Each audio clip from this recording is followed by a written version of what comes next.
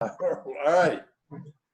So it being the evening of June 24th at 7 o'clock, pursuant to the Governor Baker's March 12th, 2020 order suspending certain provisions of the open meeting law and the Governor's March 15th order imposing strict limitations on the number of people that may gather in one place, no in-person attendance of members of the public will be permitted at this meeting. The town hall is closed to the public for these meetings. Board members will participate in this meeting remotely, as this meeting will be accessible to the public via Zoom online option. We do not have a public hearing for 7 o'clock, but I'd like to welcome Jack Bombard, who is in the process of working toward his Eagle Award, and I think he may have a worthy project to present to the commission. Jack. All right, so I'm just going to share my screen quickly. I've got a short presentation to go along with this. Jim? You will. Yep, 1 second, let me give you.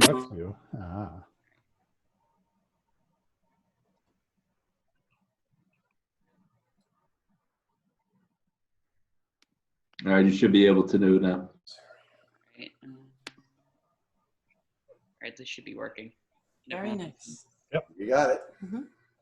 All right, so I'm here to talk about my Eagle Scout nesting box replacement project. And it's not working. Okay. Who am I? My name is Jack Bombard. I'm a lifelong Bellingham resident. I'm a member of Boy Scout Troop 1 Blackstone. I'm currently working towards earning my Eagle Scout rank. I'm a student at Bellingham High School. And I'm also a member of the BHS chapter of the National Honor Society and the BSA Order of the Arrow, which is the Boy Scouts National Honor Society. And my ear keys aren't working. I'm here to confirm interest in my project for my Eagle Scout rank, to get permission from the commission to be cited as a beneficiary of the project in my application and my workbook, to establish a point of contact for application signatures, verification of my project, to understand any requirements or guidelines the commission might have, and to get any other information I might need for formal approval, sorry. So the current nesting boxes, there are about 10 nesting boxes located along a public nature trail between Hampton Court and Whitehall Way. They're all placed on 6-foot metal posts that are driven into the ground. They were installed about 15 years ago when the development I live in now was being built. Many are beginning to fall down or have fallen down. In addition, the hardware that was used to construct the boxes was not meant to be used outdoors and is rusted. So some of the nesting boxes are beginning to fall apart. So here I've got a map to kind of give an idea of where the location is. Here's South Main Street. There's a nature trail that comes up along these houses here. And you can see part of the trail here. And then there's a second trail that comes back to where the nesting boxes are located, which are around here. So from left to right, this is the sign at the head of the nature trail that the boxes are located off of. Here's one of the boxes that is beginning to tip over. And then there's another box here that was full of old nesting material. These are some older pictures from earlier this year in the winter. And then I have some newer pictures here. This is what the nesting boxes are looking like now. And here is another one of those boxes that seems to be falling over. So my proposed project is to remove and properly dispose of the existing boxes, to construct new boxes based on the design of the existing boxes, to purchase new longer posts and drive them deeper into the ground so that they're more stable over time, or potentially install concrete footings if that's allowed, and then use materials that are meant to withstand weather better to hopefully keep them better going forward.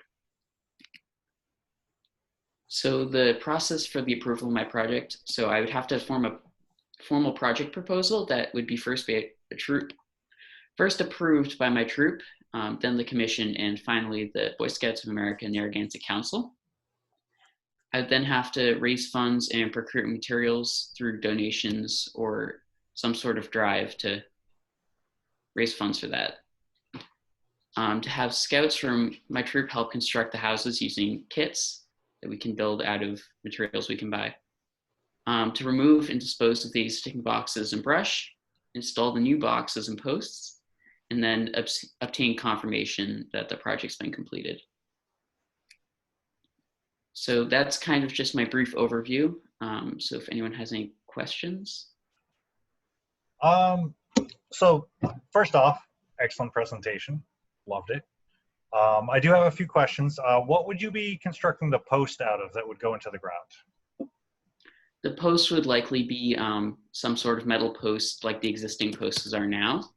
But Okay. the idea would be to drive them deeper, because right now they're only probably, my guess would be a couple inches or a foot deep. And Okay. they begin to fall over because they're above the frost line. The idea would be to get longer posts, drive them deeper so that they're beyond that and will stay in longer. Okay.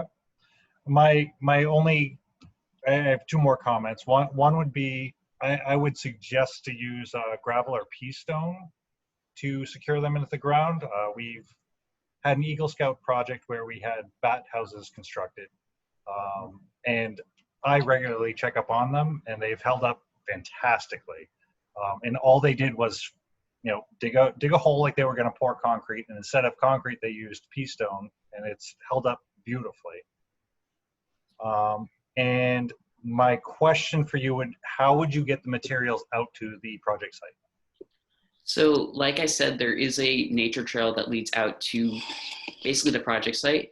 You can't really see it here, but there was some more trail work done that allows much easier access. And we can also bring the materials with wagons that we have at my house. We have some wagons we can just drag out there.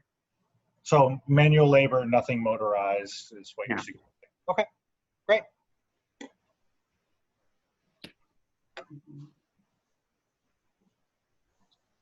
Anyone else? Is this a wetlands area? It is not. What No. kind of birds are using the nests now, or were using them before they got folded up and fell over? Do you know, Jack? I'm not 100% sure. My dad's just gonna quickly check on that. He's sitting next to me. Well, Jack, some members here wrote the original permit for that subdivision. And it was part of the mitigation, the construction of the nature trails, and the placement of the bird boxes. And if you do a little research, I think you'll find out one of the reasons why we wanted the nesting boxes there is because this is what's called a fringe area, which is important for birds because there's open areas where they can hunt insects, but there's also shelter. We were anticipating that they'd be utilized by bluebirds. We never got comfort. We knew that there was nesting activity occurring, but we were never able to determine exactly what type of bird was using them. So in your investigations, was it apparent to you that even though some of the boxes were in poor condition, that they were still being used? It appeared they had been used, but when we went to look, it didn't look like any of them were actually being actively used by anything. Recently. Recently, yes. We went up in the last couple of weeks in the beginning of June, and there didn't seem to be anything. And do you attribute that to the dilapidated condition of the boxes? Yes. Okay. Another question I have is, I know you used a trail to walk out there. If I'm not mistaken, there was another trail that returned by a different route. It wasn't just an out and back trail. I think there was a loop out I there. think it came off of Hampton. Yeah, so Hampton, there is a trail that goes, yeah, I'm on the map now. There is a trail that goes from here by this person's house here. It goes down this way and out this way. Okay. And then there's also a second trail that comes up to where the bird boxes are found. Okay, there used to be a trail, I believe, from the area you have circled to the right that attached to that pass-through trail. But maybe Yeah, that's overgrown. It is. That's where it's connected to. Yeah, that kind of got to my question, which is, are the trails being maintained? Yes, the trails were recently, they went through and trimmed them, so it's much nicer now to get back there. So that was by the landscaping people that are hired by the I believe so, yes. homeowners association, It's part of the operation and maintenance. part of the operation and maintenance plan. That's good. Okay. So do the trails get a lot of use? I personally have used the trails once or twice to get up to the plaza over here. We also use it for walking your dog. She loves to walk up back through here. And it generally does seem to get quite a bit of use, or at least this main section here. So do you have any concern with the possibility of any threat to the safety of those birdhouses once they're up, or pretty much people are being respectful? Vandalism. I believe they've been pretty respectful, considering most of the trail use is via this main section here. There's not a lot of people that go through here, Mhm. so they are pretty out of the way. Nice.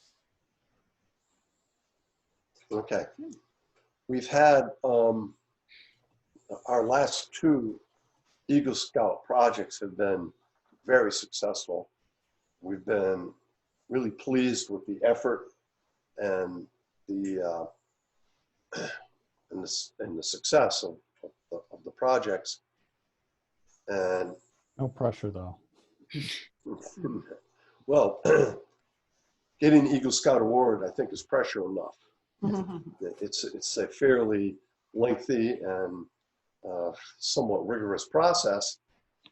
And I hope that Jack will see that dealing with government entities, dealing with the administration of the Scouts out of the council, along with his local troop,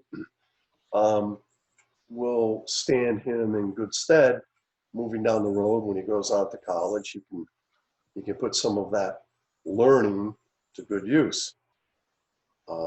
I think it's my opinion that it's a worthy project. Any other members want to chime in? Oh, I agree. I absolutely love these Eagle Scout projects. I'm on board. Great idea. Okay. I think it'd be a real feather in his cap later for when he's moved on to other things. Just ignore him, Jack. Ignore my I don't know what you mean. What exactly do you mean? I don't know. exactly. Yeah. Okay. So Jack, I was wondering, would you be willing to share your presentation? Could you send us a copy so we can put it in our files? Yeah, I can send a link. Sure. Once I'm done here, I'll just send a link in the chat. And That would be great. Thank you. Do you have our administrator's email? Oh, yes. Oh, okay. yes. Obviously, you Yeah. wouldn't be here. Okay. Are there any other questions or comments?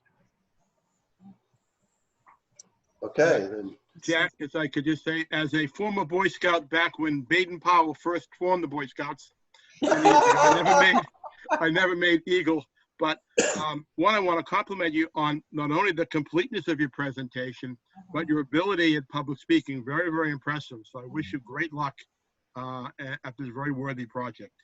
Take care. Thank you. So, Actually, I have one last question. Do we have an estimated time of completion for this project? Yeah. It really depends on material donations, what I can get, what kinds of funding I can get, but I hope to get started as soon as I can get paperwork through council and everything through that. It's going to take a little longer because of current situations, but Sure. I hope to begin as soon as possible. Could you do me a favor? We'll keep it simple. If you could contact Anne as you're starting to crowdsource for funding for this project, if you could send her any information that you're giving out for funding for this, because I personally would like to help out with this project. Thank you. As So soon as what I get more will your information. next step be, Jack? What is your next step? So my next step is I'm going to have to present this kind of information to my troop and also fill out a more formal project proposal for them. And then I'll have to get signature from the commission to make sure I've gotten approval from all of you. Okay. well, the good news for you, Jack, is that no kind of filing will be required. A couple of the projects that we've done most recently required actual filings under the state and local bylaw. You will not have to take that step, and that's a fairly substantial step. So it's a worthy project, and it will be a little easier for you than for some who have preceded you.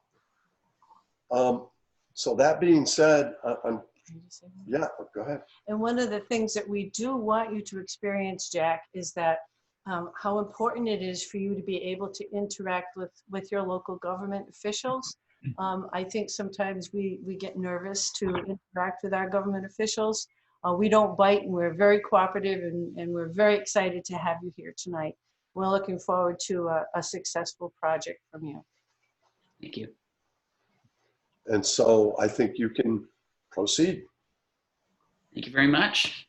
Check off Thank this you, box. Jack. Very well put. Your brother, maybe you can ask him.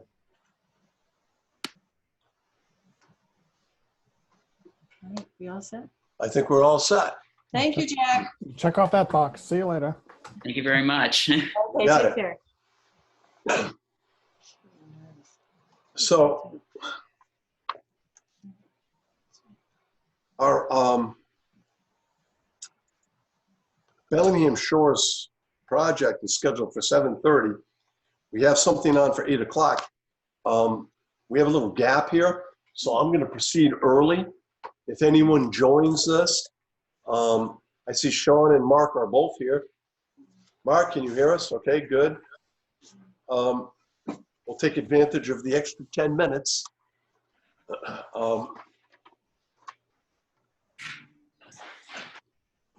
So the Bellingham Conservation Commission will hold continuations of public hearings in accordance with the Mass Wetlands Protection Act, General Law, Chapter 131, Section 40, the Bellingham Wetlands Protection Bylaw, and the notice of intent for the proposed grading, site work, and stormwater management system located with a 103-lot residential subdivision entitled Bellingham Shores, including the construction of the subdivision roadway located within the buffer zone to bordering vegetated wetlands, with proposed filling of 1,757 square feet of isolated vegetated wetland.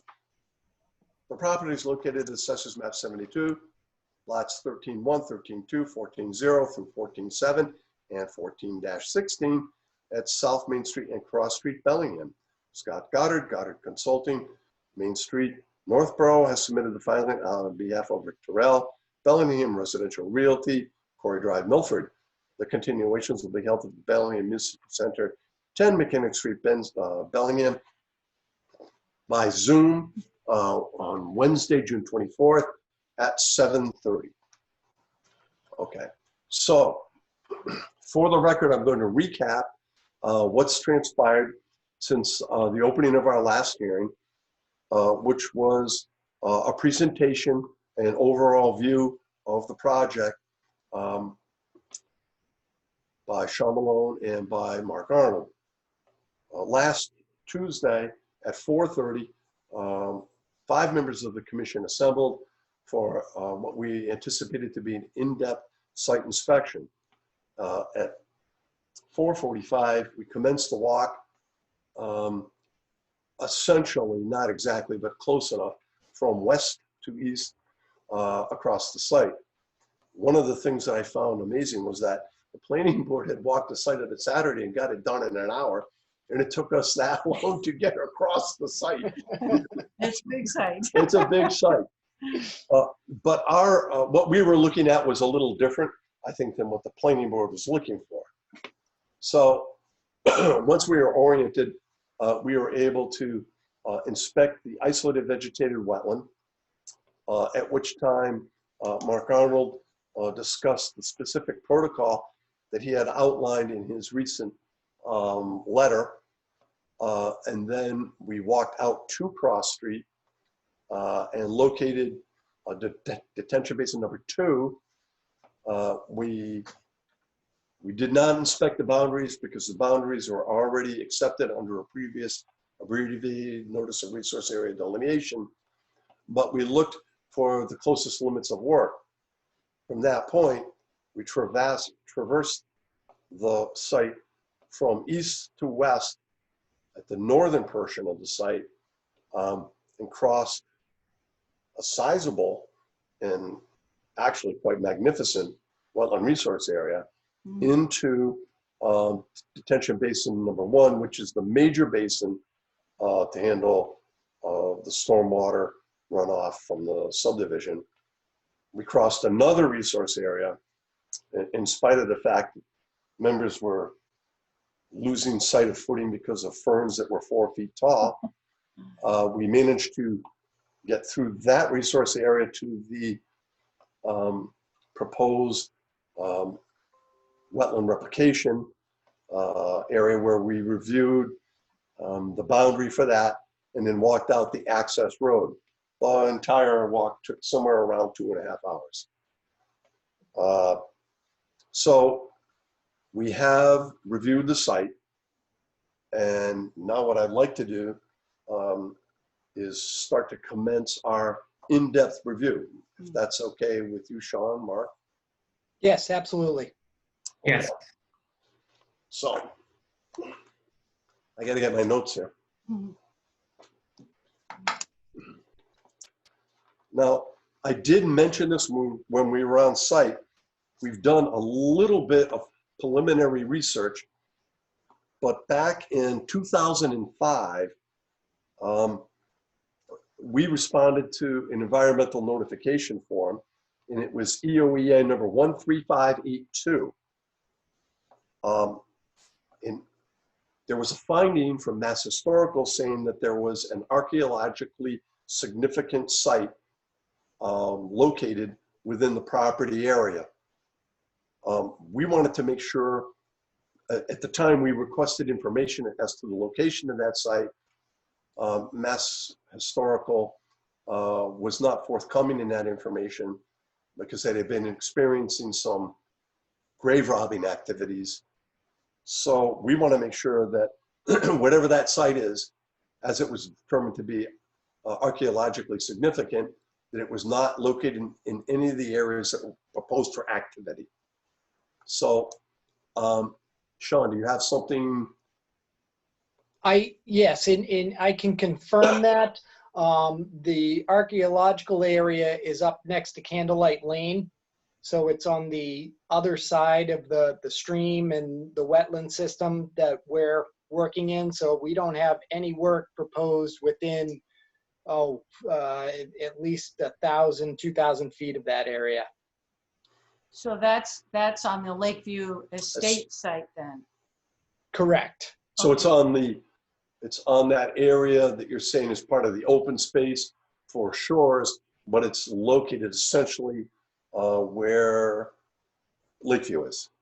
Yes, and if you like, I have my overall plan here if you want me to share real quick. Would you please, just to be sure? Yep, no problem at all. Let's see. Are we, okay. Oh, Jim, would you please allow I think- Sean to share? Okay. John should be good to go. All right, does everybody see the site here? We do. All right, so here's the overall site plan. Up in this area is Candlelight Lane. This is the triangle parcel. The archaeological area is right in this area here. Okay. So Huh? we're nowhere near that. Well, I'm glad it's not to the north, because at Lakeview Estates, the sewer line was placed a couple hundred feet away from where it was supposed to be. And it would be really disturbing to find out that an archaeological site had been disturbed without anybody knowing about it. Okay, good. That answers that question. If you can continue, well, I'm going to ask you to be able to continue, because we have in the major property layout, and I think we talked with Mark Arnold about this, there's an area of woods in the center of the housing development. And the way Mark explained it to me in the field, those lots had depth but not width. And so the backs of those lots were proposed for, to be left in a natural condition. If you will call that up, maybe we can Sure. We can take a peek at that. I'll do this. Okay, so we're talking about this area right in That's here. the area. Now, Yeah. if we were to have some sort of, agreement with the planning board to maybe shorten those up, we could eliminate some of the buffer zone work that would be subsequent to the layout of the roadway and the development of the individual lots. Because by my calculation, right now, with this configuration, it looks like you'll require 9 individual house lot filings for work in the buffer zone. But you'll also have 7 lots where we know people are going to want yards. So there is some activity proposed in the buffer zone, and I don't know what the planning board's thought process is on it. I know Jim is here; he can't necessarily speak for the board, but if we could skinny that up a little bit, move that road to the south, we could eliminate some of the buffer zone impacts, and it would make it easier in terms of filings moving ahead and regulation from the commission. Yeah, Cliff, it's funny you mentioned that. I had similar conversations with Sean, but wouldn't you know it, planning board wants the southern road moved up north. And then, but I think there's some buffer in there where we could maybe come to a nice media agreement in the middle there. The planning board's looking at it and saying that 75 feet on that southernmost area there in the very center of that picture, that the board wants that to get as close to 100 as possible, because that's what the requirement to ask for a buffer between existing residential. And so they're asking for Sean to look at that southern road and tweak it to move it north slightly. But perhaps, it can also, the northern can budge a little bit to maybe doesn't go as far north as originally thought. Mm-hmm. Mm-hmm. Yeah, what we're trying to do, in fact, I had come up with a suggestion, and because, again, Sean, now we're starting to get into the nuts and bolts of the project from a conservation aspect. Yeah. There are 7 lots where people are going to want to have yards. What we were going to suggest to you would be that you agreed to, and that we would in permit write that when you apply for a building permit, that you will clear their backyards to the buffer zone, and then post that as a no disturb zone to the north. Mm-hmm. That way, rather than have you give someone a 20-foot backyard, maybe they'll get a 35-foot backyard, and we won't have to be dealing with individual homeowners moving forward, because when they buy the house, it'll be posted as a no disturb zone, and everybody will know exactly what's there. So, we would not want to see more houses, Jim, that are jurisdictional to us. It just makes our regulatory process a little more unwieldy. Yep. No, I don't think the board wanted to shift the northern road north. I don't think they had any real comments. They're looking to you guys for that one. It's more so, The southern yeah, we're trying to get a piece of that middle open space as well, basically. Well, I'll let you guys work that out. Sean, I'll have to defer to the planning board on that, because the southern road moving north has no bearing on the project for us. Mm-hmm. We're just concerned about the northern road moving north. Mm-hmm. So, but that's something that. If I can, Mr. Chair, just so I'm clear, is the Conservation Commission is asking us to see what we can do to remove any of the house lot developments from the buffer zone. If that requires shifting the road, you'd like us to explore that. Sure. In fact, you have a plan, and I can give you I can give you the plan. It is the overall site layout This plan. could be it. Is this it? Yeah. C-1.0. No, this Yep, is. this is the same plan, just colored up so things, you can see things a little easier. But yep, this is the plan we're talking about. So, Okay, and I see where you're talking about, you know, these lots here might have a little bit on the outer buffer, this here. So we can try to see if we can shake things around a little bit to completely eliminate that or even minimize it more if we can. yeah, you know, you've got numbers on your plan. Well, how about? I don't have numbers. Do we have the one? We just have Do we have one. one with numbers? One. In this plan set? Not in this set. No, I got it here. Ours is dated 5/25. It would help if we could, if we had the numbers, because I've checked them all off. What's that plan? I might be able to do it this way though. Mr. Chairman, do you have the sheet C-7.0? That's the buffer zone impact sheet. That might be a better sheet to look at in your records. 7. I have C 1.0. It would have been near the back of the plan set. That might be. Sean's got it on the thing now, so you can actually see the lot numbers and the buffer zone impacts. Okay. Yeah. Okay. Thank you, Mark. So this is good because it shows some of the grading for those houses. Okay, I'm pointing with my cursor. See that? I'm good. So right. How's that working out for you? it's not working out at all. Thank you, Mr. Vice Chairman. It's not working out at all. So we're looking at lot 25, 24, 23, 21, 20. I mean, some of that grading will be occurring in the buffer zone. And if we were thinking if we could just slide it forward a little bit.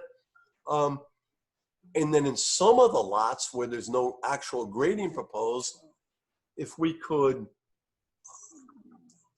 just clear the lot to the limit of the buffer zone to provide people yards, I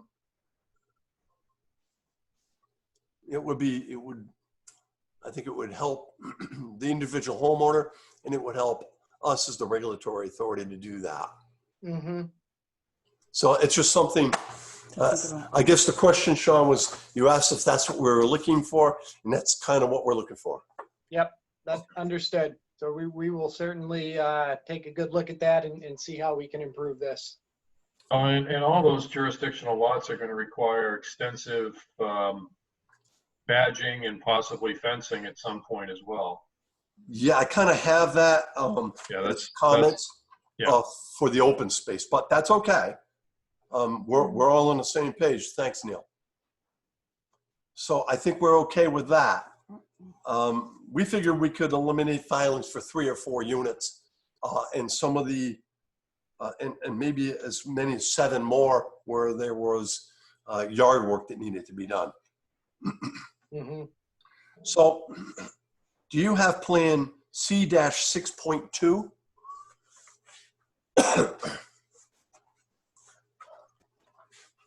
Yeah, okay. Yes. So what we have here, and we did talk to Mark about this in the field, and we weren't sure where we could find it. It's not COVID, it's my asthma.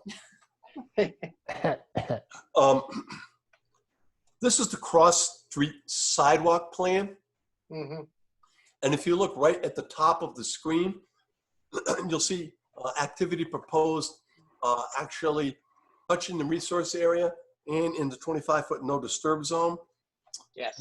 And Mark, I don't know that you were aware that this was occurring, and I couldn't find in the original filing where this impact had been quantified. So it's something that we're going to ask you to look at. Mr. Chair? Yes. If I can just quickly comment on that. This plan was developed in talking with the planning board, and some of the residents asked, would it be possible to bring a sidewalk down from the site Okay. to Silver Lake? So we developed this plan to demonstrate what it would take to do that. Aside from this wetland, aside from this wetlands issue, there's also some property takings that would be required further down, and some other nuances like that, which may or may not allow this plan to go forward. So what we discussed with DPW is if the town wanted this sidewalk, it would move forward as a town project where they would be able to obtain those rights to go on that land, and the applicant would be willing to provide a certain amount of funding for that. So to clarify to your question, this is not part of this project right now. So that's why those impacts are not quantified. Okay, Jim, this is not a requirement from the planning board. It's likely going to be a condition. That's how it's phrased at this time. So if it's a condition for the project, then we're going to consider it as a necessary phase, if you will, if it's going to be a planning board condition. Now, it's not a big deal, I think, for Mark to just, I mean, we took a look when we were out there, Mark. We weren't sure whether or not that catch basin was directly connected there, or if it was into the drainage system carrying all the street drainage down to the bottom of the hill. But if we were to just add a little additional mitigation to the mitigation to the isolated vegetative wetland enhancement, it would probably meet the criteria. Can we zoom in on that a little bit, please, on that drain manhole? It looks like it's a direct discharge into the wetland at this point. Well, yeah, it does, but that could have been from an old street plan prior to the reconstruction of Cross Street. Now, Cross Street was reconstructed about 3 years ago. yeah, that looks like that's further down. It looks like that drainage system has been enhanced down to the right.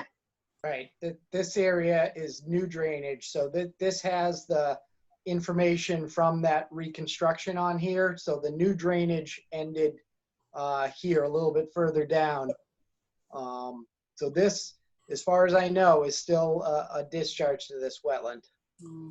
Okay, so now that's going to make, Jim's watching, that's going to make the project for putting in a sidewalk a little more complicated, because now we have a catch basin that's discharging exactly where the sidewalk is proposed. So if that's going to be required mitigation from the planning board, I'm going to ask you guys to work that out. But if it is indeed going to be a permit requirement from the planning board, I'm going to ask Mark to calculate the impact and add that to the proposed mitigation area. Yeah, we can definitely look into that. Okay. Okay. So we'll wait for you guys to come up with that one. Okay. And once you guys decide, if it's not going to be a permit requirement, then it's not a requirement for mitigation. Okay. So we're doing good. I'd like to get to basin number 1.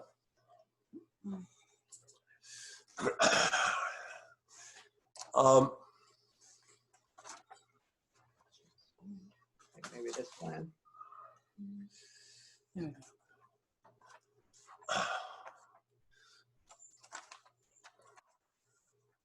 Sean, can you pull up the plan with the grading on it? You want the more detailed plan of this Please, basin? if you can do that. I believe so. There we go. This There we one? go. Yeah, okay.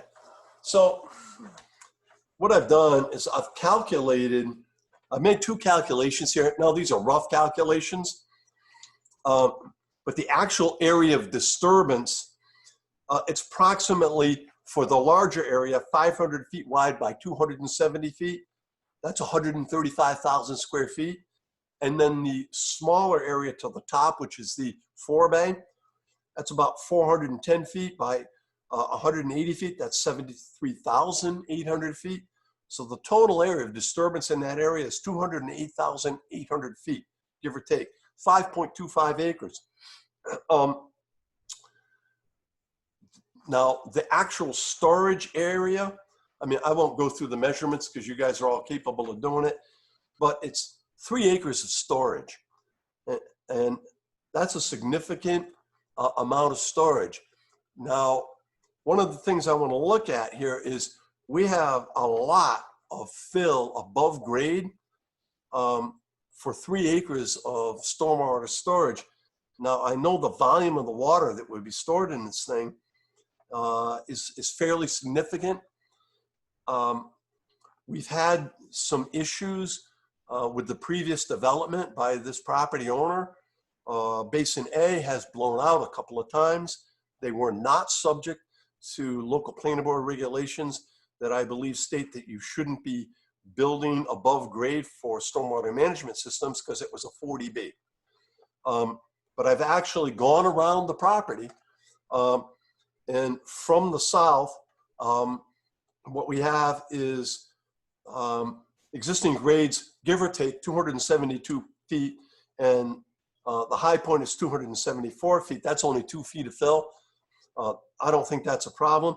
If you move to the east, and I'm extrapolating, trying to estimate and average the grades, you got 266 and a half, and the height is 273. You got 6.5 feet of fill above grade there.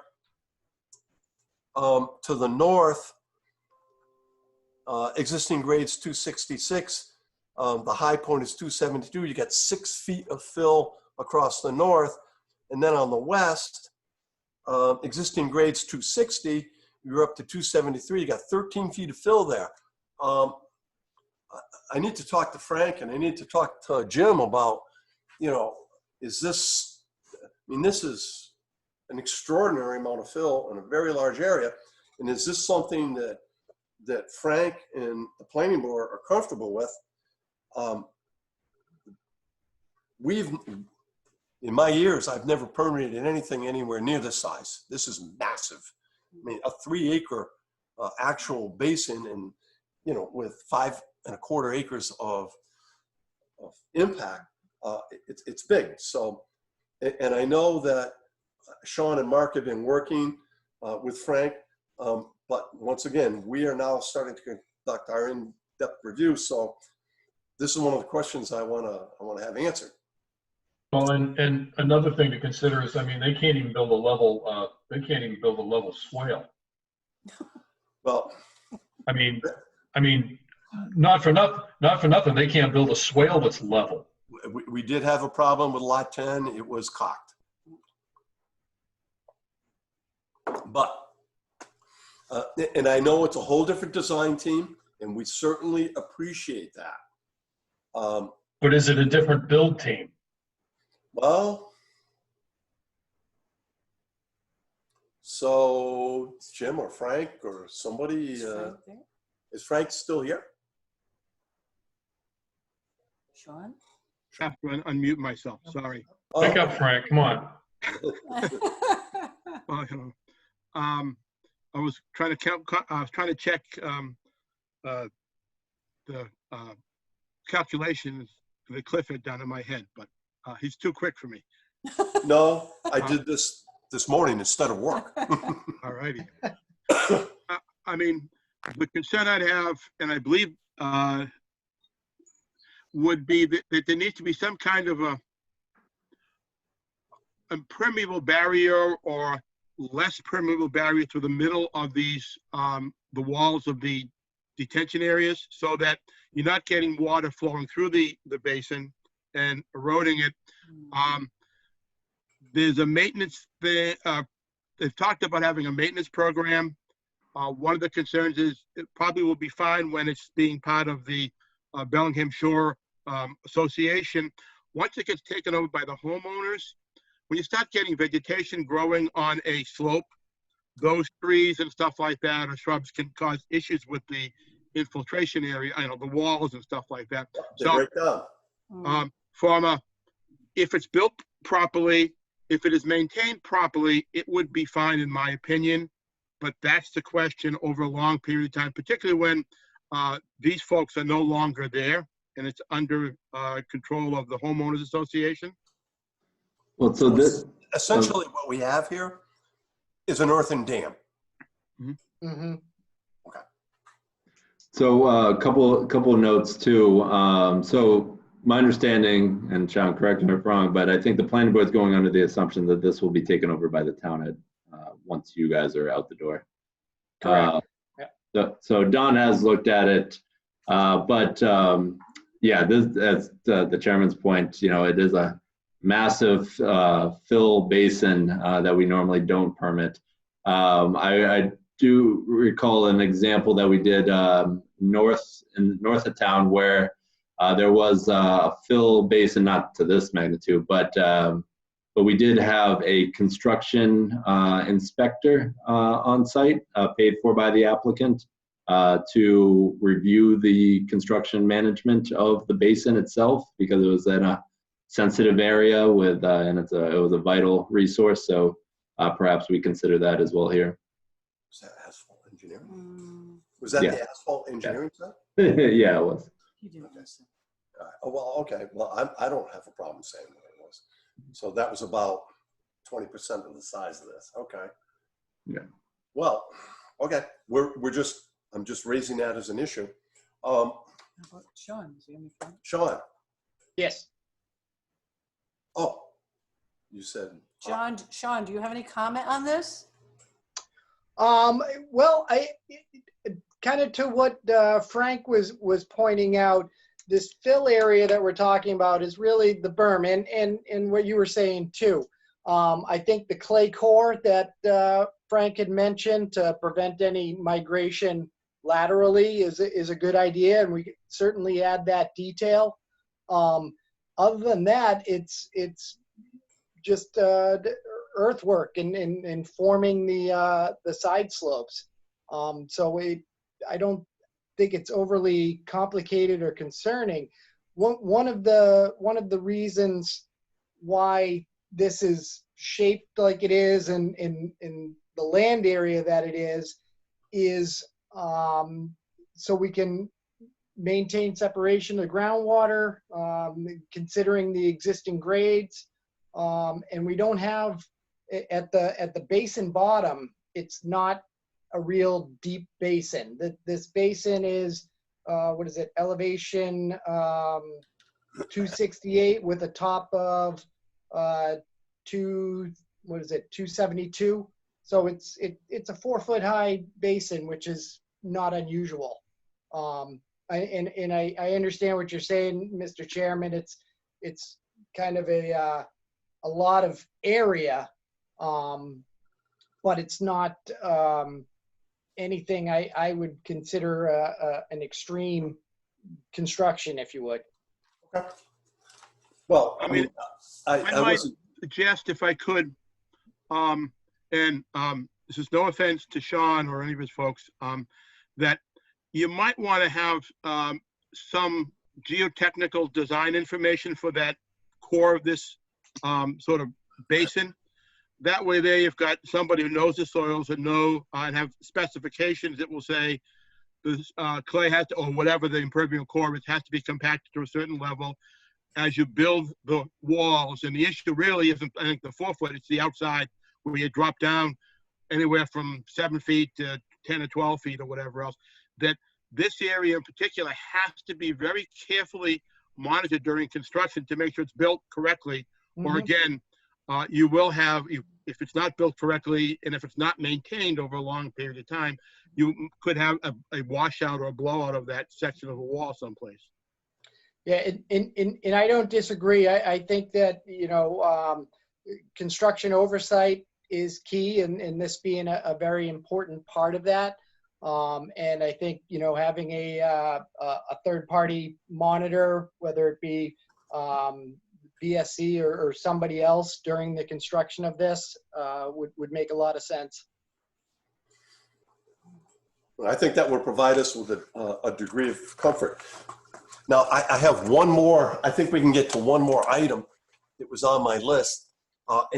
And while we're at this basin, I'm looking at the soil logs, and the soil logs for the 19 series soil evaluation, I could not find witnessed testing that had been done in the basin. I know it had been done by others back in 18. it was the 19 series, I think. The 20 series were witnessed by BSC. And let me tell you, what really kind of concerned me is that in every single case, I didn't see any mention of redoxomorphic features. It was all weeping, standing groundwater, refusal, or no groundwater detected. And I understand, and I've been doing this long enough to fully understand that conditions vary greatly across the site. But when I look at the area to the west where the wetland replication is proposed, and I see an elevation of 272, 273, and I see groundwater at 18 inches, and then I look at the basin with a base elevation of 266, and I see groundwater elevations at 120 inches. I see no redoxomorphic features, and it wasn't witnessed. Maybe you guys, maybe BSC witnessed these, but I'm a little concerned. Somewhere along the line, there must have been some redox down there. I mean, we saw areas walking across the site in upland areas where there were heavily compacted soils that even if there were features from the surface, not necessarily from underneath. So I was just concerned about that. So if we have missed those, if we've missed those, I'm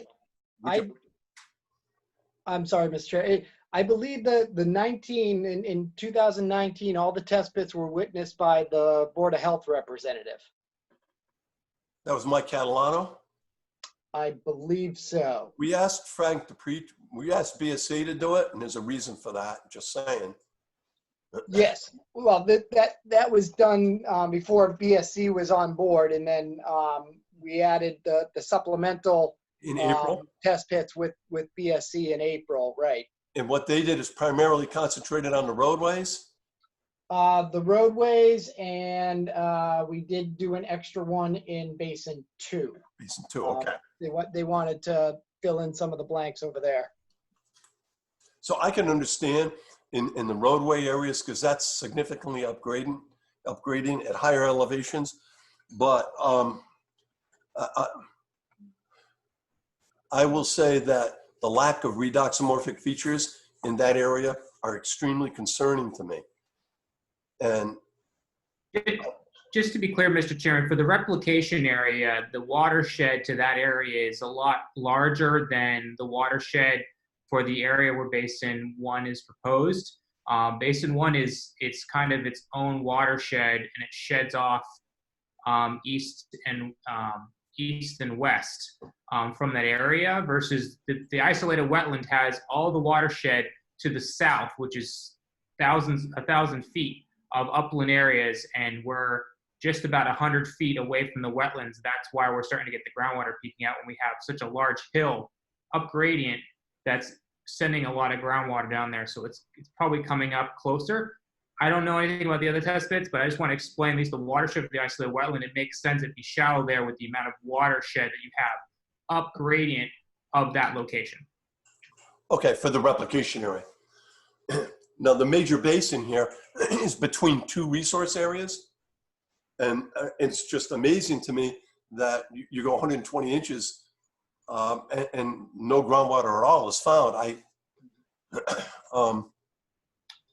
don't know what the commission would like to do here, but the topography, if the commission remembers the walking basin one, I mean, there was some pretty significant up and downs in that basin area, and going from in the middle down, we went down quite a bit. So a test pit done at the top to figure out where the groundwater is in the middle of the basin would go down pretty deep before you actually hit the groundwater.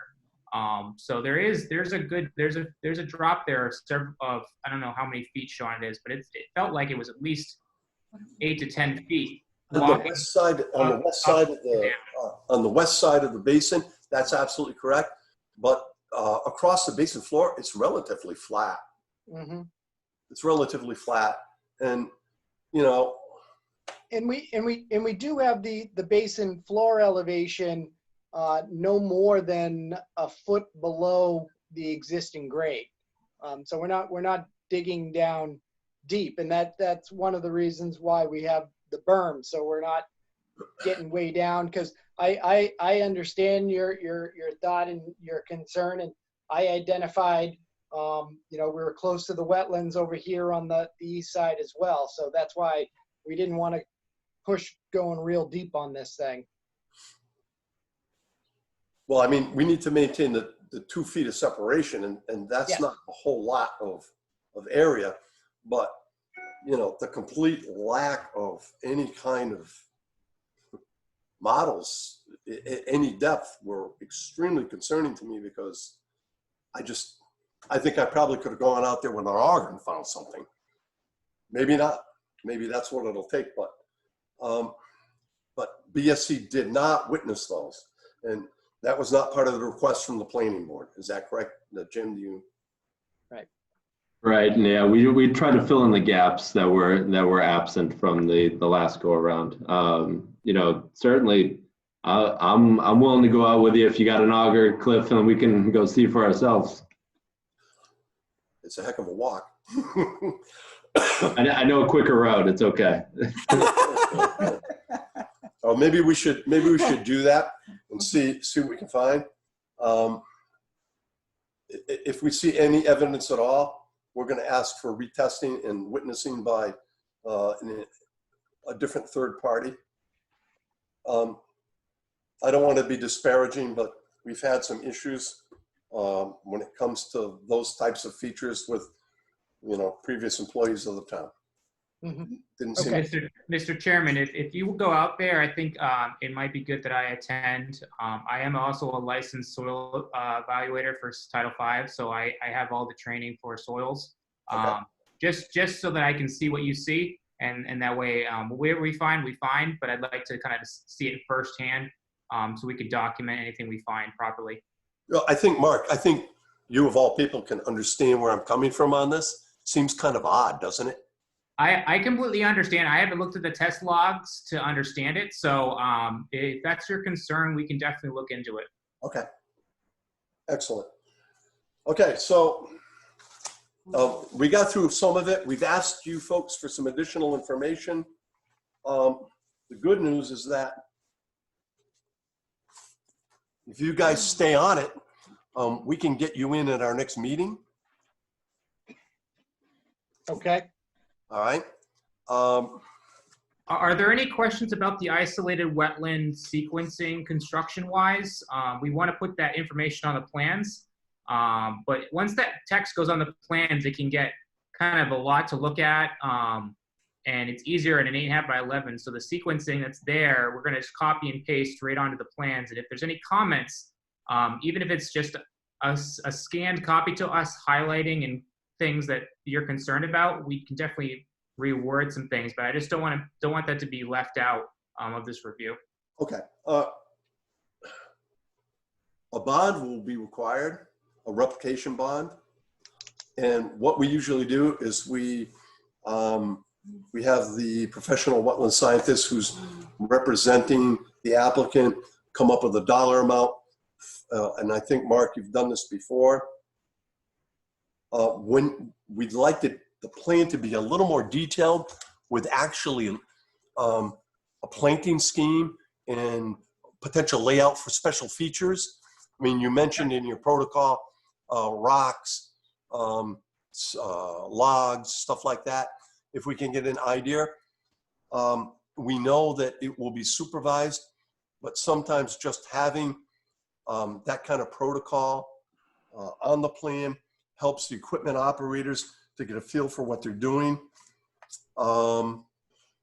And the only other thing I was going to ask, and this is a request, not a requirement. We walked through the area of the Barberry and Bittersweet, and when the access road was put through there, we're wondering if on the way out, some of that material could be scraped out and disposed of before you put down the seed mix. We could probably work to scrape out what we can of any of the bittersweet and cut it as we go out. And we can put that in the procedures to kind of as we work our way out to try to remove some of the invasive root systems in the access path to just kind of help make it more conducive to seeding. Excellent. I mean, because the area that you're proposing for the mitigation is appropriate. We didn't see evidence of invasives, but they're close by. So yep. Give it a little better chance. Perfect. Okay. So let's meet again on July 8th, if we could. So I'll entertain a motion to continue the hearing to the evening of July 8th at 7:45. So moved. Second. Discussion? All in favor? Aye. Okay, Aye. gentlemen, thank you very much. Okay, thank you. Have a good night. You got it.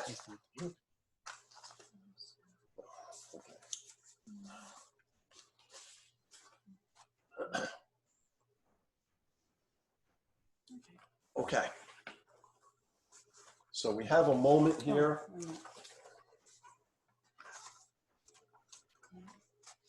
Oh, we're late. Oh, we're late.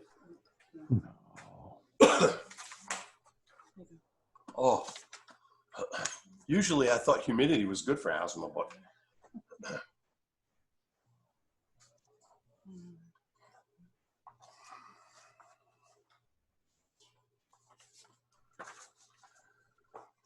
the Bellingham Conservation Commission will hold public hearings in accordance with the Mass Wetlands Protection Act, General Law, Chapter 131, Section 40, the Bellingham Wetlands Protection Bylaw, and the notice of intent for the proposed roadway improvements along approximately 1/3 of a mile of Mechanic Street and construction of approximately 300-foot long new subdivision road for Lincoln Business Park, Mechanic Street, Bellingham. Portions of the project are located within a 100-foot buffer zone to border vegetated wetlands and a bank, and the project will include mitigation measures of in-kind replacement of vegetation removed from the buffer zone in accordance with the local bylaw. Chris Wagner, Vanessa Hagen-Broslin, Walnut Street, Watertown, has submitted the filing on behalf of John Capogliano, Lincoln Property, State Street, Boston. The hearings will be held via Zoom online at 8 p.m. at the regularly scheduled Conservation Commission meeting of June 24th, 2020.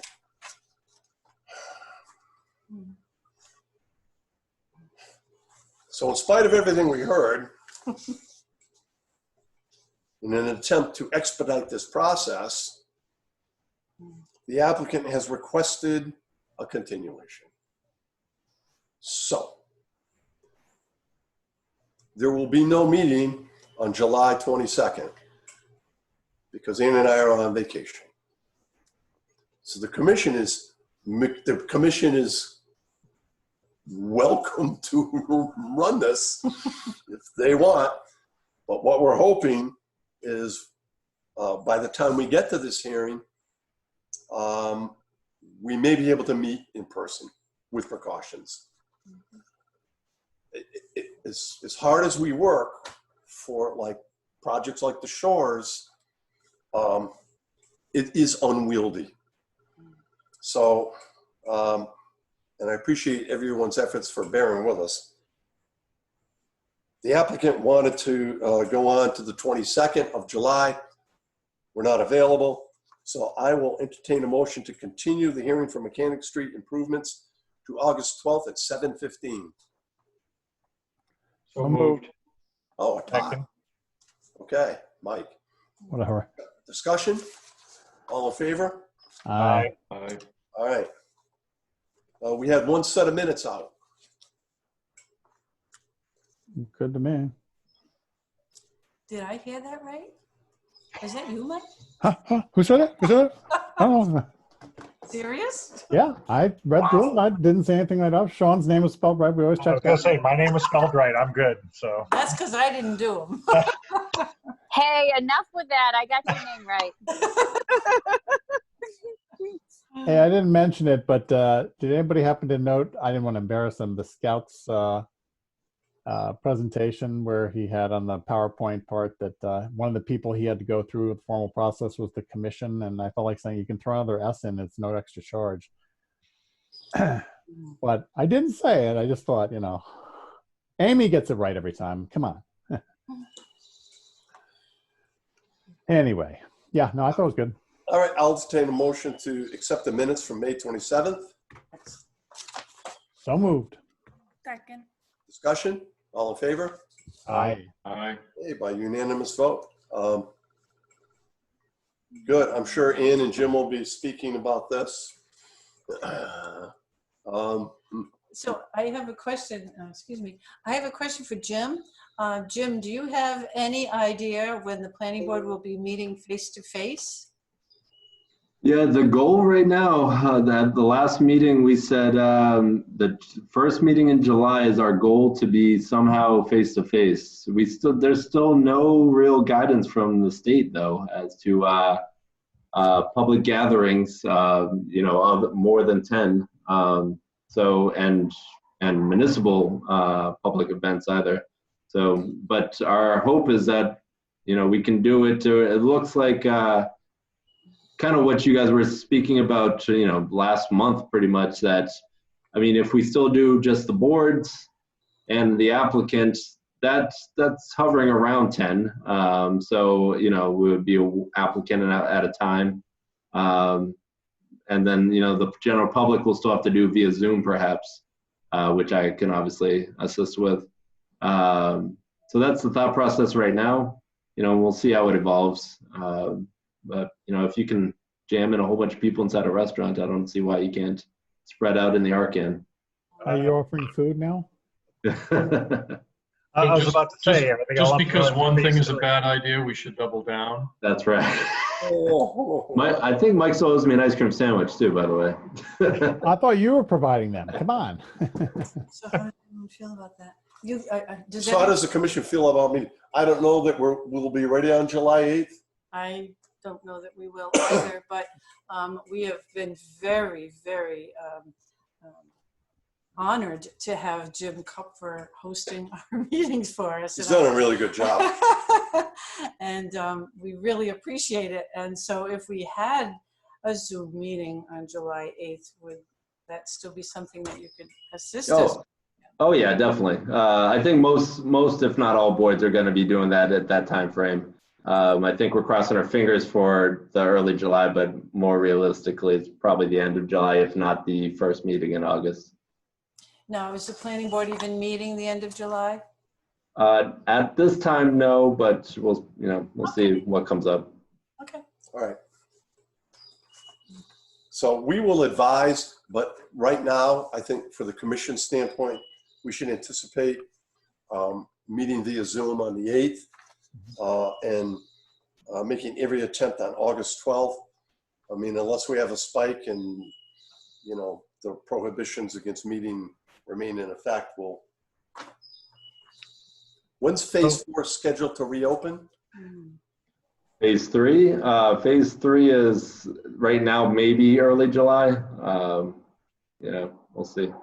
Yeah. So, Cliff, I had a question for you. If we're going to start meeting in person, and some of us that may be opening in phase 3, I'll see you soon, Jim. If we're in a more risky situation, would you prefer that those members who are going to be working with the public attend via Zoom, or how would you like to go forward with that? How does that work out logistically, Jim? Yeah, so we can certainly work out the kinks ahead of time and maybe do a test run. But how I envision it is it's going to be a laptop, kind of like where the applicant's table is, that would be focused on the board. So you would be a box that they would see. And then we would also plug it into the TV so you can see the public. So you would be able to, both would be able to interact just fine. And then I would be the little puppet master behind the scenes somewhere, controlling it. Because I know Brian is concerned. He's dealing with the public frequently as part of his job. And what Brian was telling us is that, you know, he enters into places and there's no social distancing, there's no mask wearing, and because it's a place of business, and he's freaked out. And, you know, we don't want to put any of ourselves at risk. And some of us are still, you know, working from home essentially. That's just it. I'm going to be working in a public environment where social distancing is going to be incredibly difficult, and the last thing I want to do is put any of the board members at risk. So that's just something I wanted to tackle ahead of time. We appreciate your consideration. All right. Anything else? Yeah, I just want to mention, I hate to even bring this up, but we may need to do a site walk. I don't know if anyone's going to be available for that. I would think that we may have to do one for Lakeview Estates if they're ready. As far as I know, Arthur Allen from Ecotech hasn't been out there yet. I think he was due out there this week or next week, so I don't even know if they're going to be ready. But if we need to schedule something, I'll send you an email, and if it works, fine. If it doesn't, we won't stress about it. Can I request that if they do another site walk scheduling, that they, having learned from this last 2 3/4 hour marathon, that they actually put the flags where people can see them? Well, I think for this one, I mean, unless the commission really wants to attend, if Jim wants to go out, I have the proper shovel and an auger. I would like to go down a ways. It's astounding to me that there was not any sign of modeling anywhere in that basin. Yep, it's been at least 2 years since I've gone on a Cliff pickup truck ride. So I'll go. You go halfway in the pickup truck and then get. Well, I bet you I can get that bad boy right down into that. Jim, wear your helmet. So yeah, absolutely. Name the time, Cliff. If the commission's okay, watch out for the nests. Then we'll do this one ourselves whenever I can fit it in, rather than, as Mike said, another 2.5 hour marathon. Right. Well, I mean, it wasn't much to ask for the persons walking us around to have an idea where the site was and markers and stuff like that, and have them actually visible above right over above the velociraptor fern and stuff like that we had to wade through chest high. You know, it seemed like a lot of wasted effort on our part. Well, if you could just, you know, if you're going to go out, just let us know. If we're available, we can go, and if not, we can't. It'll probably be during the day, but we'll certainly do that. Yep. Okay. And the fact that, you know, the applicant's soil evaluator wants to go out with us makes me think that my concerns might be legit. No, just so he can see. Sorry about bringing up the fill, the walls of the basin, but a 14-foot high fill looks like a lot to me. Oh, the open space parcel. We're going to get to all of that. It's still, we got about a third of the way through my list. Because that entire parcel has been disturbed. At one time or another, much of it has, but not all of it. I'd say about 80% of it's probably been disturbed at one point or another recently. No, the resource areas are pretty much intact. That whole wetland system on the bottom was magnificent. That isn't. No. Oh. The one over by the isolated parcel that should have been part of Bellingham, whatever the other one. For the life of me, I don't understand how they could include that as part of this. But that entire parcel's been disturbed. I agree. It's got stormwater management structures on it. They're not including that. They've got that part cut out. Well, Some of it anyway. they've got the rocky swales coming down. Oh, that's true. They've got the sewer line coming through it. Right. They've got the basin. That shouldn't be open, but that's not ours. That should have been reviewed and permitted through the 40B permit. I mean, the fact that they have a basin on a separate lot doesn't make any sense to me, but that was the 40B permit. I think they did some finagling there. Yeah, perhaps. Jim, I'm just curious, and I'm just curious.